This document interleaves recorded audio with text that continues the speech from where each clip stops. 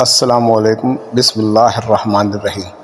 آج حضرت ادریس علیہ السلام کا واقعہ بیان کیا جا رہا ہے۔ آپ کی نسب اور زمانے کے متعلق کافی اختلافات پائے جاتے ہیں۔ آپ کے متعلق زیادہ تر اسرائیلی روایات ہیں اور ان میں بھی کافی تضاد پایا جاتا ہے۔ ایک جماعت آپ کو حضرت نوح کے جد امجد مانتے ہیں اور نام اخنوق اور ادریس لقب بتاتے ہیں، یا عربی زبان میں ادریس اور عبرانی یا سریانی زبان میں اخنوق ہے۔ دوسری جماعت کے نزدیک آپ بنی اسرائیل سے ہیں اور الیاس اور ادریس ایک ہی ہستی کا نام ہے۔ آپ کا ذکر قرآن پاک میں دو جگہ آیا ہے، سورہ مریم اور سورہ انبیاء۔ قرآن پاک میں ہے، اور یاد کرو قرآن میں ادریس کو بے شک وہ سچے نبی تھے اور ہم نے ان کا مقام بلند کیا، سورہ مریم۔ اور اسماعیل اور ادریس اور ذوالکفل سب صبر کرنے والے تھے، یہ سورہ انبیاء کی آیات کا ترجمہ ہے۔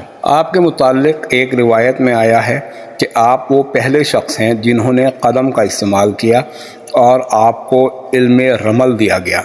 ابن جریر طبری نے اپنی تفسیر میں ایک روایت نقل کی ہے جس میں بیان ہوا ہے کہ حضرت ادریس علیہ السلام پر ایک دفعہ وحی نازل ہوئی، اے ادریس، تمام اہل دنیا میں جس قدر نیک عمل روزانہ ہوں گے ان سب کے برابر میں آپ کو ہر روز اجر دوں گا۔ آپ کے دل میں یہ خواہش پیدا ہوئی کہ میری عمر لمبی ہو جائے تاکہ زیادہ سے زیادہ نیک اعمال جمع ہوں۔ آپ نے اس خواہش کا اظہار اپنے ایک دوست فرشتے سے کیا کہ فرشتے موت سے بات کرو۔ وہ آپ کو اپنے پروں پر بٹھا کر آسمان پر لے گیا۔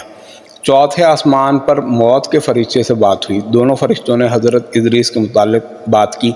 ملک الموت نے پوچھا، اس وقت ادریس کہاں ہے؟ فرشتے نے جواب دیا کہ میرے پروں میں سوار ہے۔ ملک الموت نے کہا، مجھے حکم ہوا تھا کہ ادریس کی روح چوتھے آسمان پر قبض کروں۔ میں سخت حیران اور پریشان تھا کہ یہ کیسے ممکن ہے جبکہ ادریس زمین میں ہے۔ اس طرح آپ کی روح چوتھے آسمان پر قبض کی گئی۔ حافظ عماد الدین ابن کثیر کے نزدیک یہ ایک اسرائیلی روایت ہے اور ناقابل اعتبار ہے۔ آپ کے متعلق یہ بھی بیان کیا جاتا ہے کہ آپ ماہر فلکیات تھے۔ ہرمس الہراسمہ آپ کا نام ہے۔ جب آپ شعور کی منزل پر پہنچے تو آپ کو نبوت ملی اور آپ کی دعوت و تبلیغ سے ایک چھوٹی جماعت اسلام لے آئی۔ کافروں کے ظلم و جبر کی وجہ سے آپ اور آپ کے ساتھی مصر کی طرف ہجرت کر گئے اور دریائے نیل کے کنارے آباد ہو گئے۔ مصر میں اس وقت 72 زبانیں بولی جاتی تھیں اور اللہ تعالیٰ نے آپ کو سب زبانوں کا علم دیا تھا اور ہر زبان والے کو اس کی زبان میں تبلیغ کرتے ہیں۔ تعلیم کا خلاصہ توحید، آخرت کی تیاری، عدل و انصاف، چاند کی 14، 15 اور 16 کو روزے رکھنا، جہاد اور حرام کاموں سے بچنا تھا۔ آپ نے اپنے ماننے والوں کے لیے حکم الہی سے سال میں چند دن عید کے مقرر فرمائے اور چند مخصوص اوقات میں نذر اور قربانی دینا فرض قرار دیا۔ ان میں سے بعض رویت ہلال پر ادا کی جاتی تھیں اور بعض اس وقت جب کہ سورج کسی برج میں داخل ہونے لگا ہو، اور بعض جب کہ سیارے اپنے برج شرف میں داخل ہوں اور بعض سیارے بعض سیاروں کے مقابل آ جائیں۔ نذر اور قربانی کے لیے خوشبوؤں کی دھنی، جانوروں کی قربانی اور پھل اور پھول وغیرہ سے موسم کی پہلی چیزیں نذر کرنا ضروری تھی، اور میووں میں سیب کو، اناج میں گیہوں کو اور پھولوں میں گلاب کو ترجیح حاصل تھی۔ حضرت ادریس علیہ السلام کا حلیہ کچھ یوں بیان ہوا ہے، آپ کا رنگ گندمی تھا، قد لمبا تھا، سر پر بال کم اور خوبصورت اور خوبرو تھے، گھنی داڑھی، رنگ اور روپ چہرے کے خطوط میں ملاحت، مضبوط بازو، چوڑا سینہ، مضبوط ہڈی، دبلے پتلے اور چمکدار سیاہ آنکھیں تھیں۔ باوقار اور سنجیدہ گفتگو کرتے تھے، چلتے ہوئے نظر نیچی رکھتے تھے اور انتہائی فکر و غوص کے عادی تھے۔ غصے کے وقت سخت غضبناک ہو جاتے تھے اور انگلی کی شہادت سے بار بار اشارہ کرنے کے عادی تھے۔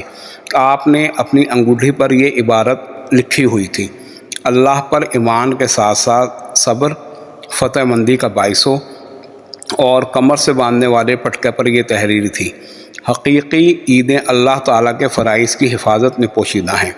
دین کا کمال شریعت سے وابستہ ہے، مروت میں کمال دین کی تکمیل ہے۔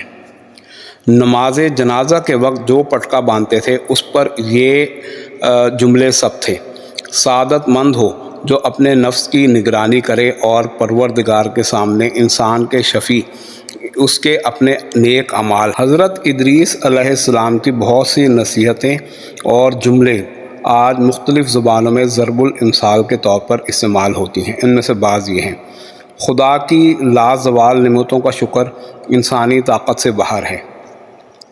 جو علم میں کمال اور عمل صالح کا خواہش مند ہو اس کو جہالت کے اسباب اور بد کرداری کے قریب بھی نہیں جانا چاہیے۔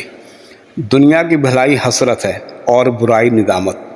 خدا کی یاد اور عمل صالح کے لیے خلوص نیت شرط ہے۔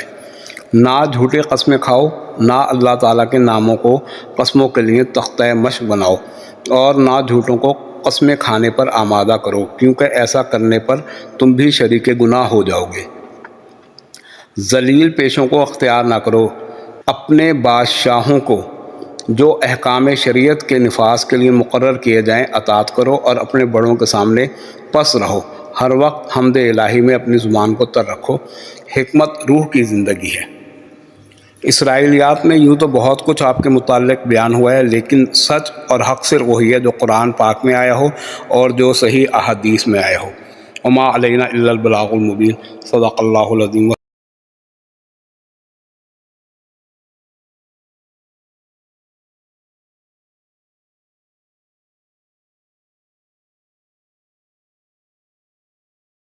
اگر میرا چینل پسند آئے تو اس کو سبسکرائب بھی کیجیے، لائک بھی کیجیے، اور اس کو شیئر بھی کیجیے اور کمنٹ بھی دیجیے۔ جزاک اللہ۔